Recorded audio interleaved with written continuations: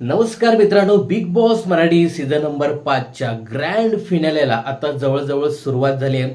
Big बॉसच्या घरातील उरलेल्या 7ही सदस्यांना त्यांच्या बिग बॉसच्या घरातील प्रवास आजपासून दाखवला जाणार आहे. आज 4 सदस्यांचा प्रवास दाखवला गेला आणि यानंतर उद्या 3 सदस्यांचा प्रवास दाखवला जाईल. तर बघूया या व्हिडिओमध्ये कोणाचा प्रवास चांगला होता.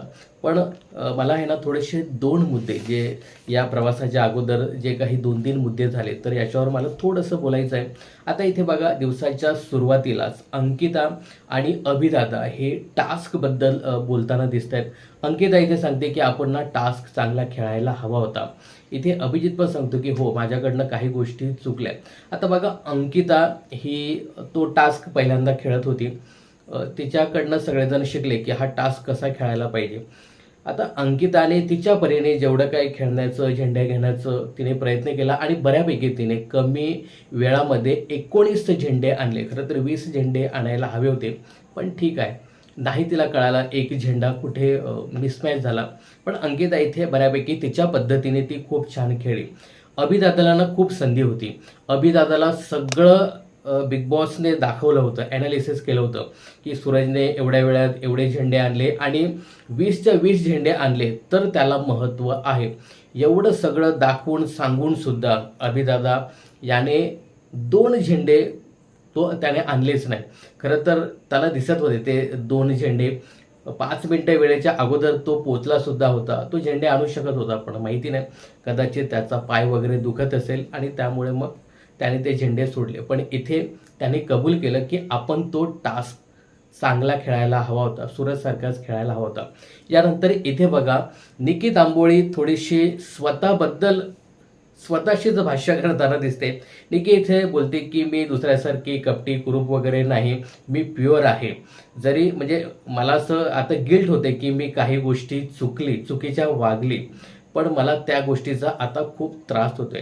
आता निकी तांबोळीला हे आत्ताच शहाणपण काल एवढ्या दिवशी तिला काही सुचलं नाही, म्हणजे एवढ्या चुका करून आज तिला ते शहाणपण आलंय. मित्रांनो, हे आता का सगळं होतंय, तर आता ग्रँड फिनाले जवळ आलाय आणि लोकांनी वोटिंग करायला पाहिजे. म्हणून निकी तांबोळी स्वतःचीच भाष्य करते की माझ्याकडनं ज्या काही चुका झाल्या त्या गोष्टीचा मला आता खूप त्रास वगैरे होतोय. मित्रांनो, तुम्हाला काय वाटतं, निकीला खरंच या सगळ्या गोष्टीचा जे काही तिने केलेत, जे काही पराक्रम बिग बॉसच्या घरामध्ये केलेत, त्या पराक्रमाचा पश्चाताप होत असावा का, की हे सगळं फुटेजसाठी किंवा मग बाहेरच्या प्रेक्षकांनी तिला मतं द्यावी यासाठी तिचं हे चालू होतं? मला तरी माझं स्पष्ट मत असंच आहे. तुम्हाला काय वाटतं हे कमेंट्स करून नक्की सांगा. आणि यानंतर एक तिसरा मला महत्त्वाचा मुद्दा इथे वाटला, तो म्हणजे डीपी दादा सूरजला घेऊन थोडंसं भाष्य करताना दिसतो. इथे अंकिता आणि अभिदादा सुद्धा आहेत. आता इथे डीपी दादा सूरजचा मुद्दा काढतो आणि त्याला सांगतो, तुला पटतं का रे, तू डिझर्व करतो का 6 लाखासाठी? आणि मी जे काही मुद्दे आता सांगणार आहे, जसं की तुला मुद्दे मांडता येत नाही, तू स्ट्रॅटेजी प्लॅन करत आहे, म्हणजे बिग बॉसचे जे काही जो काही क्रायटेरिया आहे त्याचा तू अजिबात ते तू फॉलो करत नाही, तुला ते करता येत नाही, तरी तू 6 लाख रुपये घेतलेस, तू डिझर्व करतो का? आता इथे सूरज हा शांत. खरं तर सूरजने ना इथे थोडंसं बोलणं अपेक्षित होतं की नाही, मी टास्क चांगला खेळतो ना, तुम्ही मला समजवल्यानंतर मी असं खेळतो तसं खेळतो, मी हा टास्क चांगला खेळलो, मी इथे बोललो, असं काहीतरी सूरजने बोलायला पाहिजे. पण सूरजला पटकन तेवढं कळत नाही. आता इथे डीपी दादाच्या हा अंकिता मिळवताना दिसते की हा, तुला स्ट्रॅटेजी प्लॅन करता येत नाही, मग आम्ही तुला समजवतो, त्यानंतर मग तू समजतो, असं मग ते अंकिता सांगताना दिसत होती. अभिजितनी जे काही उत्तर दिलं किंवा सूरजची जी काही बाजू घेतली ना, ती एकदम भारी होती. तर इथे अभिदादा आहे ना, दोघांनाही म्हणजे डीपी आणि अंकिताला दोघांनाही खूप छान पद्धतीने समजावताना दिसतो की तो डिझर्व करतो ते 6 लाख. त्याचं कारण सांगतो की त्याच्या गेममध्ये खूप सुधार आलाय, बऱ्यापैकी तो गेम खेळतो. आणि कालचा टास्क सुद्धा एकमेव असा कंटेस्टंट होता की त्याने अगदी कमी वेळामध्ये 20च्या 20 झेंडे आणले आणि टास्कमध्ये सुद्धा तो बऱ्यापैकी आता खेळ दाखवतो, पहिल्यासारखा तो राहिला नाही. आणि आपण ना त्याच्याबद्दल एक वेगळा विचार करतो, म्हणजे जो जसं दिसतोय तसाच आपण विचार करतो, पण त्याची सुद्धा एक वेगळी बाजू आहे. तो सुद्धा कंटेस्टंट आहे आणि बऱ्यापैकी अभिदादा इथे छान पद्धतीने समजावताना दिसला. काल अभिदादा थोड्याशा वेगळ्या वेमध्ये जात होता, म्हणजे अक्षरशः थोडासा तो निगेटिव्ह दिसला. एक तर टास्क खेळला नाही, निकीची बाजू घेऊन ज्या पद्धतीने ते बोलत होता तर तो थोडासा निगेटिव्ह दिसत होता. आणि आज बऱ्यापैकी सूरजची बाजू त्याने लावून धरली आणि बऱ्यापैकी पटवून दिलं की तो का डिझर्व करतो ते 6 लाख. त्यानंतर थोडंसं जेवणावरनं अंकिता आणि निकेत आंबोळीचं भांडण पाहायला मिळालं. तर मला असं वाटतं ना की अंकिताकडे जेवणाची दुटी आहे की नाही. पहिल्यांदा तू डीपी दादाला विचारते की तुझ्यासाठी एक चपाती बनवते, माझ्यासाठी एक चपाती बनवते. आता तुझ्याकडे जर काय सकाळची जेवणाची दुटी असेल नाश्त्याची तर सगळ्यांसाठी बनव ना. निकीला तर हा मुद्दाच पाहिजेत असतो आणि निकी तर तिच्या हातामध्ये जर एखादा मुद्दा आला तर मग ती कोणाला सोडत नाही. इथे तेच झालं, तोच मुद्दा ती पकडून राहिली की मी माझ्या स्वतःच्या कानाने ऐकलं की डीपी दादाला तू सांगत होती की तुझ्यासाठी एक देते, मी माझ्यासाठी एक देते, मग आम्ही काय करणार, मग आम्हाला पण दे ना. निकेत आंबोळी हा एक मुद्दा पकडून ठेवला तिने आणि त्यानंतर जान्हवीला पण सांगते की हो हो बघा हिची दुटी आहे ना. आता जान्हवी सांगते की हो, की अंकिताने मला सांगितलं होतं की आता आपण नको काही करूया, बिग बॉसचं जे काही लेटर आलं की तुम्ही पटापट तयारी करा, कारण आपल्याला जे काही आता जे काही नंतर घडणार होतं त्यासाठी लवकर तयारी करणं गरजेचं होतं. जान्हवी पण इथे पलटते, म्हणजे निकी सांगेल ना तसं जान्हवी करताना दिसते. मित्रांनो, जान्हवीचं आणि निकीचं आहे ना थोडंसं ट्विनिंग आता थोडंसं जुळायला लागले. म्हणजे पहिल्या 3-4 आठवडे जसं पहिले वागत होते ना, म्हणजे एखादं बिग बॉसने जो काही निर्णय घेतला ते लिव्हिंग एरियामध्ये आणि ज्या काही त्या रिॲक्ट होतात ना पूर्वी ज्या व्हायच्या ना तशाच आता पुन्हा एकदा रिॲक्ट व्हायला लागल्यात. तर मला असं वाटतं ना की अंकिताने आहे ना या जेवणाच्या याच्यामध्ये द्यायचं करून ना एक एक चपाती द्या करून, उगाच कशाला त्या निकीला आपण फुटेज देता. निकी एक छोटासा मुद्दा घेऊनच बसते. नंतर इथे अंकिता सांगते मी पण खात नाही, डीपीलाही देत नाही, एक चपाती सूरज तुला देते.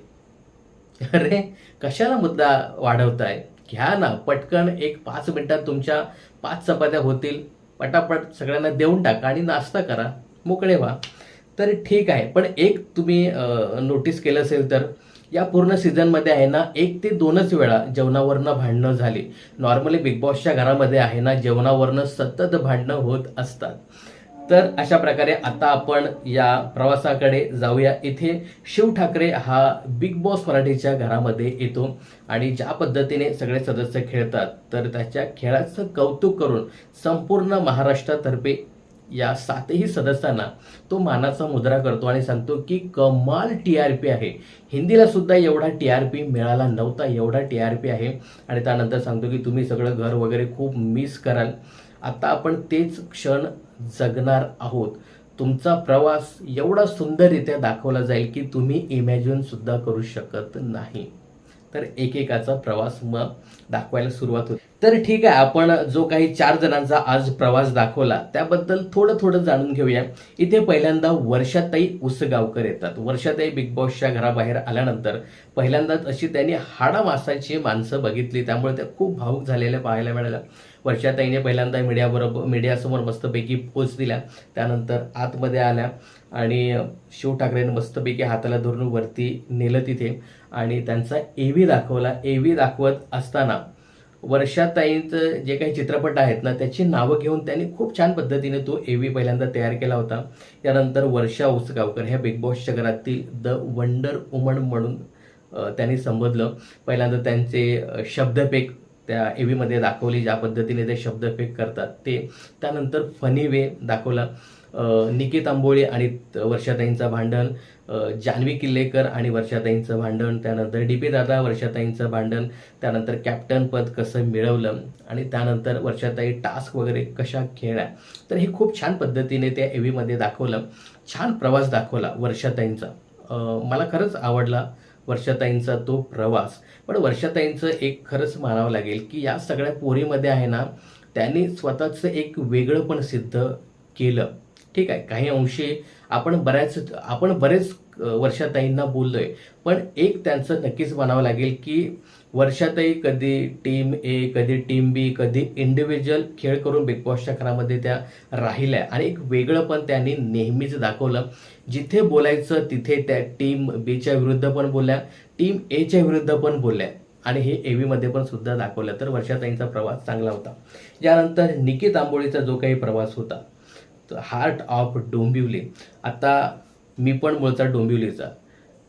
आम्ही दोघे, मी आणि बायको चर्चा करत होतो की आता डोंबिवलीला सपोर्ट करायचा की दुसऱ्या कोणाला सपोर्ट करायचा, असा आमचा प्रश्न निर्माण झाला इथे.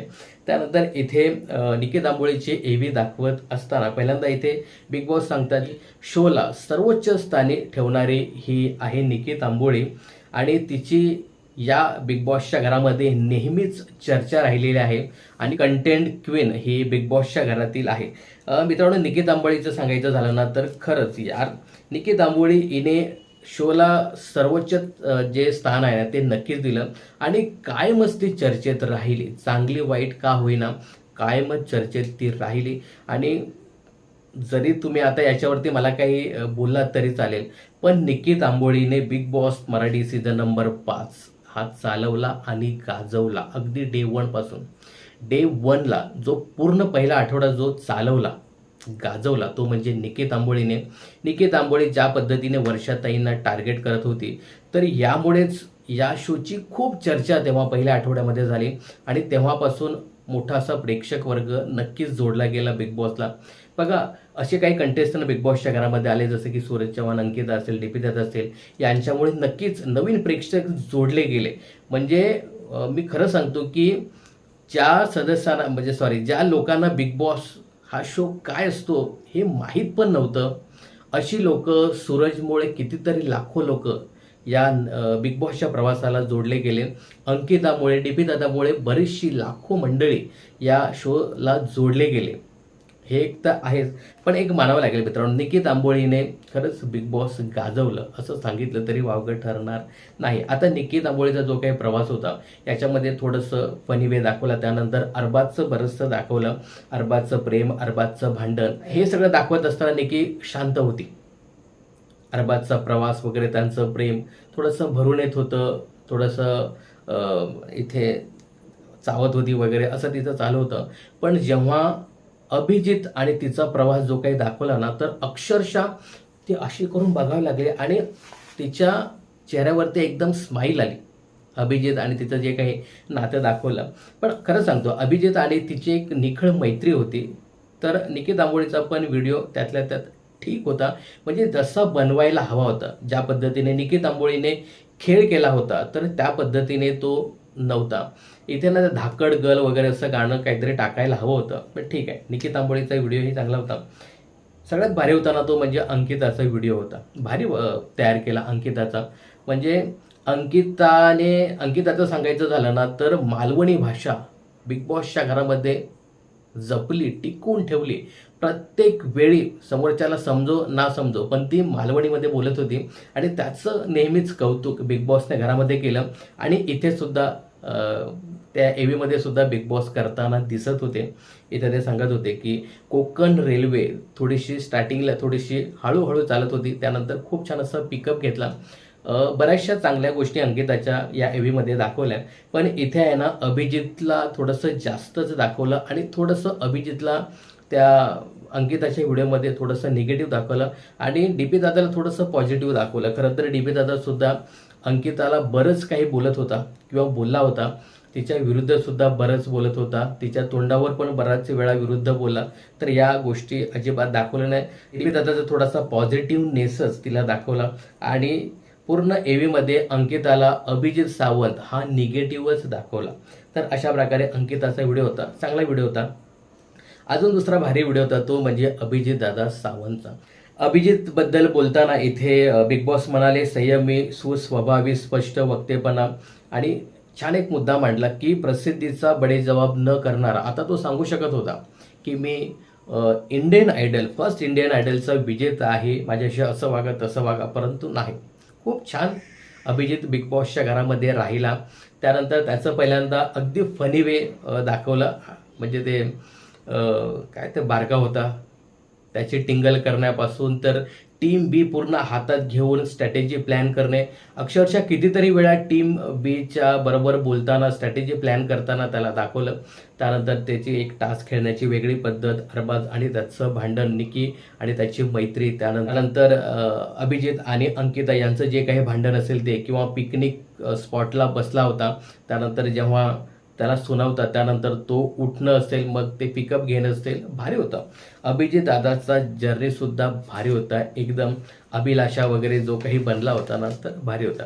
आता कोणाची एवी आहे ना ती आवडली असं सांगायचं झालं तर खरंच अभिदादाचा एवी खूप छान होता, अंकिताचा एवी खूप छान होता आणि त्यातल्या त्यात खरंच वर्षाताईंचा एवीसुद्धा चांगला होता.